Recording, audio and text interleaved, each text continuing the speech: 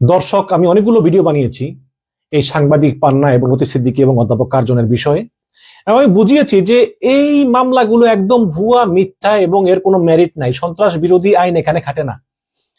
তারপরেও এদেরকে গ্রেপ্তার করা হলো, মবের শিকার হলো যারা যারা ভিকটিম তাদেরকে গ্রেপ্তার করা হলো, এবং পরপর দ্বিতীয়বারের মতো, মনে হয় তৃতীয়বারের মতো, আজও তাদের জামিনের আবেদন নাকচ করে কারাগারে ফেরত পাঠানো হলো। এখানে লিখেছে যে রাজধানীর শাহবাগ থানায় সন্ত্রাস বিরোধী আইনের মামলায় সাবেক মন্ত্রী আব্দুল লতিফ সিদ্দিকী এবং সাংবাদিক মঞ্জুরুল আলম পান্নার জামিনের আবেদন নামঞ্জুর করেছে আদালত। বৃহস্পতিবার বিকালে শুনানি শেষে ঢাকার মেট্রোপলিটন ম্যাজিস্ট্রেট হাসিবুল্লাহ পিএসের আদালতে এই আদেশ দেন। তো মামলার বিবরণ অনুযায়ী মুক্তিযুদ্ধের ইতিহাস বিকৃতি বন্ধে গত 5ই আগস্ট মঞ্চ 71 নামে একটি সংগঠনের আত্মপ্রকাশ ঘটে। গত 28শে আগস্ট সকাল 10টায় সংগঠনটির উদ্যোগে একটি গোল টেবিল বৈঠকের আয়োজন করা হয়। ঢাকা রিপোর্টার্স ইউনিটিতে বেলা 11টায় অনুষ্ঠান শুরু হলে কিছু ব্যক্তি সভাস্থলে প্রবেশ করেন। তারা অতিথিদের অনেককে বের করে দিলেও আব্দুল লতিফ সিদ্দিকী, অধ্যাপক শেখ হাফিজুর রহমান কার্জন এবং সাংবাদিক পান্নাকে অবরুদ্ধ করে রাখেন।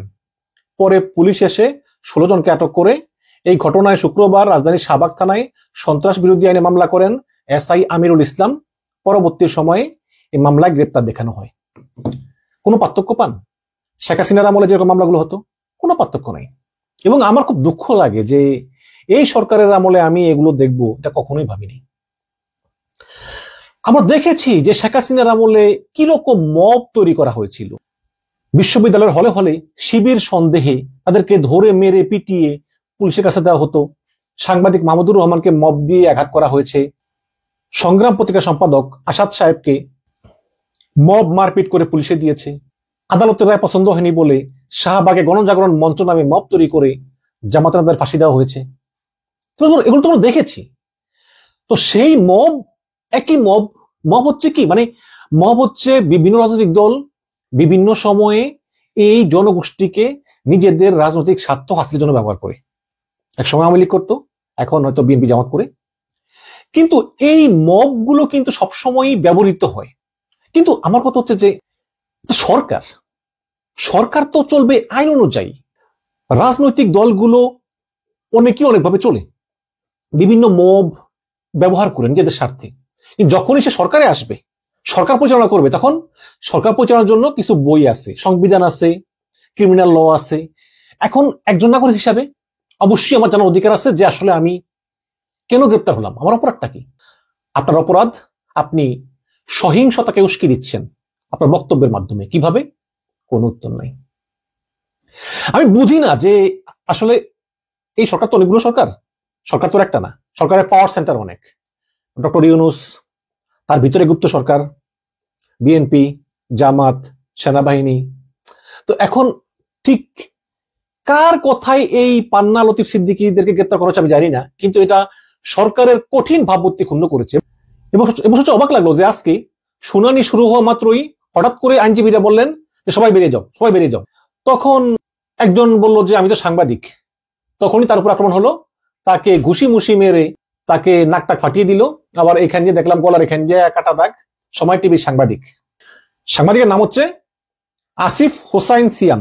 তো এই সাংবাদিককে মেট্রোপলিটন ম্যাজিস্ট্রেট হাসিবুল্লাহ পিএসের সামনেই এই চর থাপ্পড় কিল ঘুষি এগুলো প্রয়োগ করে বিএনপি পন্থী আইনজীবীরা।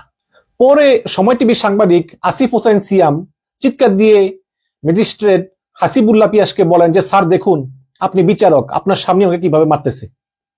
এগুলো শুনে বিচারক হাসিবুল্লাহ পিয়াস দ্রুত সাংবাদিক পান্নার এবং লতিফ সিদ্দিকীর জামিন নামঞ্জুর করে দ্রুত এজলাস ত্যাগ করেন।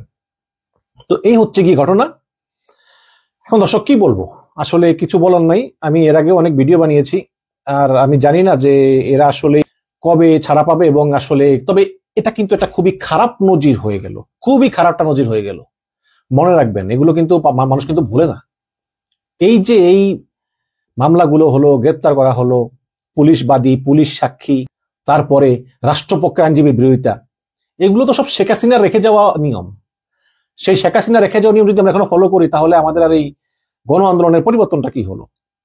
তো এদিকে আরেকটা বিষয় হচ্ছে যে এই সাংবাদিক পান্নার যে গ্রেপ্তার, এটা কিন্তু বৈশ্বিক সাংবাদিক সমাজ ভালোভাবে নেয়নি।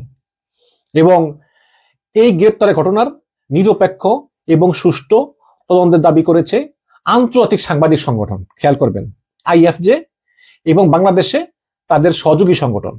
গত 28শে আগস্ট ঢাকা রিপোর্টার্স ইউনিটিতে মুক্তিযুদ্ধ সংবিধান নিয়ে এক আলোচনা অনুষ্ঠানে যোগ দিতে গিয়ে সাংবাদিক মঞ্জুর আলম পান্না সহ অনেকে মব সন্ত্রাসের শিকার হন এবং মব সন্ত্রাসের শিকার 16 জনকে আটক করে তাদের বিরুদ্ধেই সন্ত্রাস বিরোধী আইনে মামলা করেছে পুলিশ।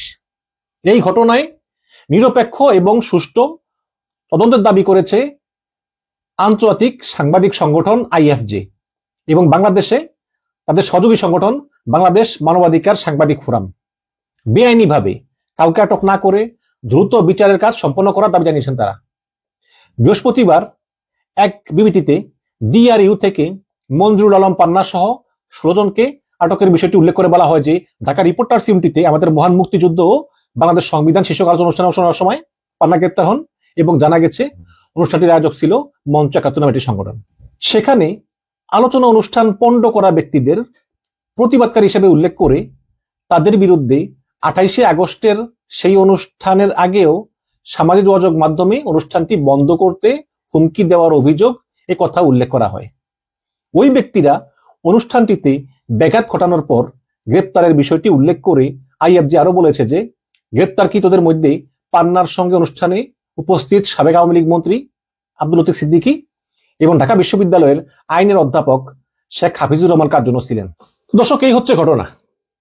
আমরা ভাবতেই পারিনি যে এই বর্তমান ইউনূস সরকারের আমলে, যে ডক্টর ইউনূস একজন বিশ্ববিখ্যাত ব্যক্তি এবং গণ আন্দোলনের পরে স্বৈরাচার ফ্যাসিস্ট ভারতে পালিয়ে যাওয়ার পর আমরা একটি সরকার পেয়েছি, যে সরকারের কাছে আমাদের প্রত্যাশা অনেক ছিল, কিন্তু সেই প্রত্যাশা পূরণ হোক আর না হোক, অন্তত সরকারের কাছ থেকে আমরা এরকম অন্যায় আচরণ আশা করি না যে কিছু লোক এক জায়গায় জড়ো হবে, তারা সংবিধান রক্ষার আলোচনা করবে, মুক্তিযুদ্ধের আলোচনা করবে। আপনি পছন্দ করেন আর না করেন, তাকে তো আপনার গ্রেপ্তার করার অধিকার নেই। আমি অবিলম্বে এই সাংবাদিক পান্না এবং লতিফ সিদ্দিকীর এবং অধ্যাপক কার্জনের এবং আরো যারা যারা আছেন সবাই মুক্তি দাবি করতেছি। অনেক দেরি হয়ে গিয়েছে, কিন্তু এখনো সময় আছে। তাদেরকে অবিলম্বে জামিন দেওয়া হোক এবং এই মিথ্যা মামলা প্রত্যাহার করে নেওয়া হোক। এটাই হচ্ছে আমাদের দাবি। ধন্যবাদ।